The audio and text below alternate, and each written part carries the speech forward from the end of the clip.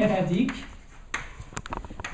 et de cohomologie L-adique.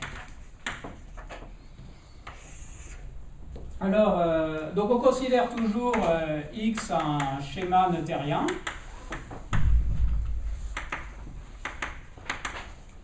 Et L un nombre premier.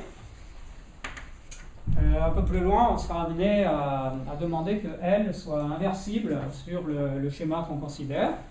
Hein. Mais on peut tout de suite poser une définition. Donc la définition d'un faisceau L-adique.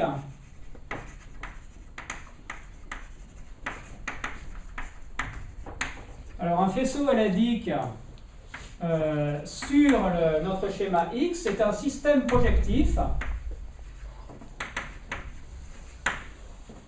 de faisceau étal.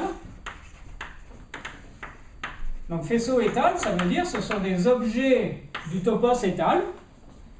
Topos étal de Z sur N puissance NZ module. Donc je demande que ces faisceaux étal est une structure abélienne et que, donc en particulier, s'il y a une structure abélienne, il y a une action de Z, et je demande que N puissance N vale 0. L'action de N puissance N vale 0. Donc on va les appeler L indice N. Hein, ils sont indexés par tous les N. Et je demande qu'ils soient reliés par des homomorphismes, donc de Ln plus 1 dans Ln, tel que le produit tensoriel de Ln plus 1 sur Z divisé par L puissance N plus 1 Z avec Z divisé par L puissance N Z, ceci soit isomorphe à Ln.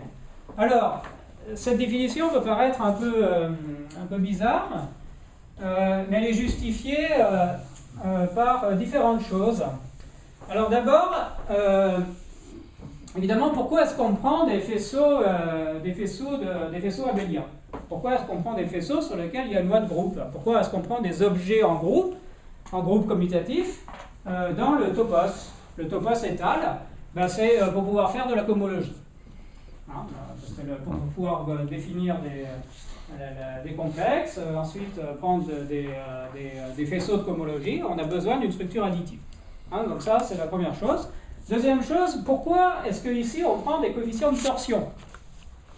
Alors, donc la raison pour ça, c'est vraiment la définition du topos. C'est-à-dire que le topos, il est défini à partir du site étal. Comme on va voir, il a un rapport étroit avec le groupe fondamental étal qu'on vient de définir. Et les morphismes étal sont, ont des fibres finies. Hein, donc, et ça se traduit par le fait que le groupe fondamental est un groupe profini. Donc si on veut... en quelque sorte, on est obligé de prendre des coefficients qui soient du même type que les morphismes de la catégorie qui définit le topos. Hein, c'est-à-dire que si on pourrait prendre des faisceaux étal coefficients dans quelque chose, par exemple la coefficient dans Q.